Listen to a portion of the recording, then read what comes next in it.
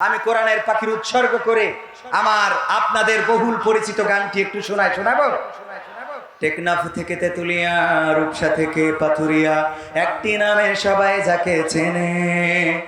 এক দুইজন নয়, ১৫০ শতাধিক মানুষ জীবন দিল শুধু জারি প্রেমে।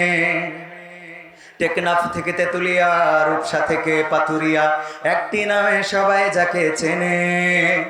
এক দুইজন নয়, ১৫০ শতাধিক মানুষ জীবন দিল শুধু জারি প্রেমে। সেই মানুষের মুক্তি চেয়ে যেতাম আমি গান গেয়ে, সেই মানুষের মুক্তি চেয়ে যেতাম আমি গান গেয়ে। সেই মানুষটি নাই দুনিয়ায় নাই, আজ আর মুক্তি চাওয়ার নাই প্রয়োজন নাই রে। আজ আর আমার গানের নাই প্রয়োজন নাই, আজ আর মুক্তি চাওয়ার নাই প্রয়োজন নাই গো। আজ আর আমার গানের নাই প্রয়োজন নাই। আল কোরআনের মধুর বাণী বলতো সুরে সুরে, নবীর বাণী পৌঁছে দিত বিশ্বটাতে ঘুরে। ঠিক না বেঠে? আল কোরআনের মধুর বাণী বলতো সুরে সুরে, নবীর বাণী পৌঁছে দিত বিশ্বটাতে ঘুরে। তার মুখের বয়ান শুনে হতো মুসলমান, বুকের সাথে বুক মিলিয়ে ধন্য কত প্রাণ। সেই মানুষের মুক্তি চেয়ে যেতাম আমি গান গেয়ে, সেই মানুষের মুক্তি চেয়ে যেতাম আমি গান গেয়ে। সেই মানুষটি নাই দুনিয়ায় নাই, আজ আর মুক্তি চাওয়ার নাই প্রয়োজন নাই গো।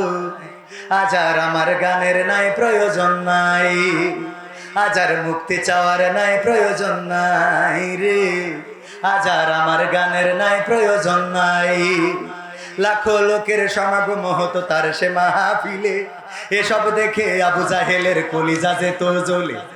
লাখো লোকের সমাগম হতো তার সে মাহফিলে, এসব দেখে আবু লাহাবের কলিজা যেত জ্বলে। সুরে সুরে তার কেটে যেত যে আধার আমানিশা, পথহারারা খুঁজে পেত সঠিক পথের দিশা। সেই মানুষের মুক্তি চেয়ে যেতাম আমি গান গেয়ে, সেই মানুষের মুক্তি চেয়ে যেতাম আমি গান গেয়ে।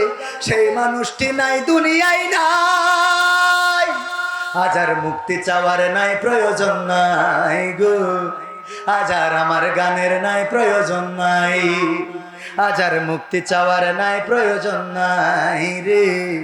আজ আর আমার গানের নাই প্রয়োজন নাই। আমরা আমাদের কোরআনের পাখিকে হারিয়েছি। কোরআনের পাখির মুক্তির জন্য গোটা বাংলাদেশে সঙ্গীত গেয়েছিলাম।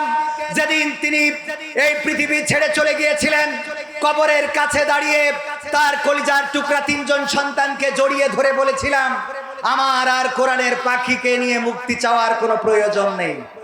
আর প্রয়োজন আছে? সেই পাখি চলে গেছে চিরজনমের মতো।